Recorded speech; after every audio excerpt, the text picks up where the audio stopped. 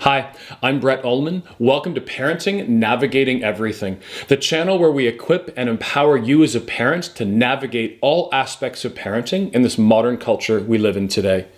I was at a talk recently and a parent asked me, when is my kid ready to start dating? I asked if they meant what age kids should start dating. This is usually what they are asking. I did a video on this, I'll tag it above, but I wish people would ask more, what things do their kids need in life before they are ready to start dating? Maybe, how do I prepare my kids, equip and empower them for when they will start dating?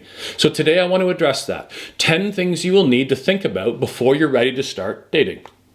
Number 1, Andy Stanley, he's a pastor at North Point, asks, are you the person you're looking for is looking for? Now let that sink in for a second. Are you the person you're looking for is looking for? Quite simply, if you are looking to date someone and they look at you, would they see in you the things that they would want to date? If the answer is yes, great, start dating. If no, become that better person. As a side note, you will never arrive. We are always striving to be that better person. Number 2, do your parents do your laundry? Now people kind of laugh at this. I'm just trying to make a simple point. If you want to do something mature like dating, you should probably be doing your own laundry, cleaning your room, making your own lunch, and the list goes on. Number 3, are you able to be alone? It's really important that you can be on your own and be comfortable in that place. If you need a relationship to make you feel whole, there may be an issue with codependency or other things going on. You might need to go and sit down with a counselor. Number 4, I think you should deal with addictions.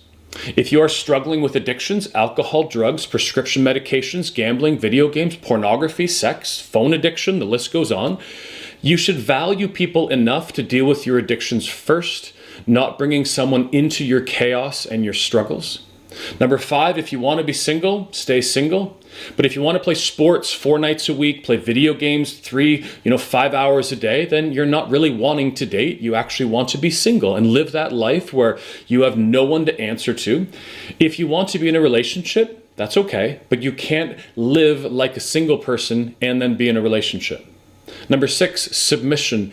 If you want to date from, I would just say, a worldview, a Christian worldview, I think we need to put things in perspective. God, them, you.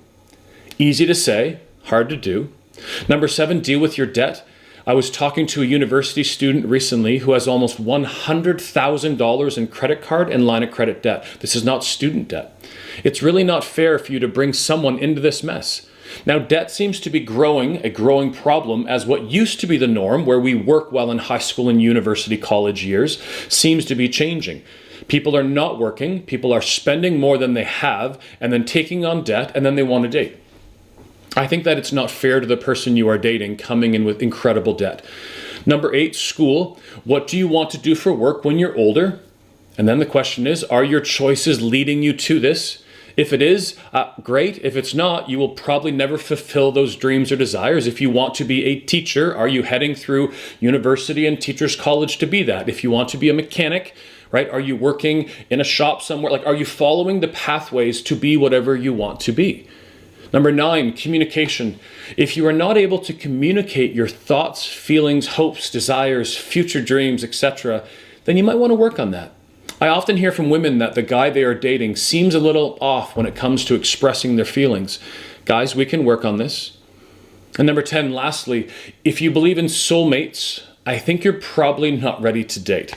Now, I don't want to take the romance out, but I just want to walk through this. There's a blog I will list for you called The Art of Life. And in it, she actually says, my husband is not my soulmate. That's actually the title and one of the main themes, but here's what it says. But then my theologian, biblical scholar father shattered my dreams by informing me that God doesn't have a husband for me, doesn't have a plan for who I marry. Not true, I scolded him, attacking him with the full force of Jeremiah 29:11, that God knows the plans he has for me, plans to prosper me and not to harm me, plans to give me a hope and a future, and obviously that means a hot Christian husband, because God delights in giving me the desires of my heart. Her dad, she says, he slammed through my horrible yet popular biblical abuse by reminding me that the first verse applied to the people of Israel in regards to a specific time, and just didn't even dignify my horrible abuse of the second verse with a rebuttal. Nope, he said, A husband is not only not a biblical promise, it is also not a specific element of God's plan for my life. God's plan for us is to be more holy, more like Christ, not marry a certain person. This advice was also used when I asked what college God wanted me to go to, accompanied by something along the lines of, God doesn't want you to be an idiot, so go somewhere you will learn.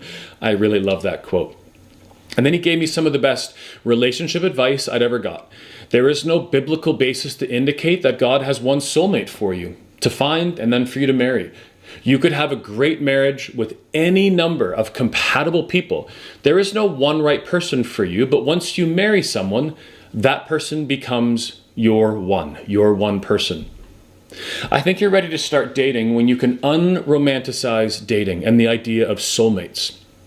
Listen, any of you today could move and finish university, high school in Germany, England, Australia, and guess what? You will meet someone and get married. You could move to Vancouver, go to a school called Cape Mary in London, England, and you will probably meet someone and marry. You might join the military, and in your travels, you will go all over the world, and in these cities, you will probably meet someone and get married. Do you understand my point that I'm saying? There are so many different things, I think, that affect this conversation, but I just think the idea of soulmates is, soulmates isn't a pre-existing condition. It's something earned over time. A quote from Pam Stenzel. There's so much more to this, but I just wanted to give you 10 kind of starting points today. I hope these 10 points have given you some things to think about, both as a parent and how we need to help our kids think on these things. And for any single people who are watching, these are things that you can practically do to engage better in preparation for yourself as you walk into this world of dating. Love to hear your thoughts. I'll talk to you soon.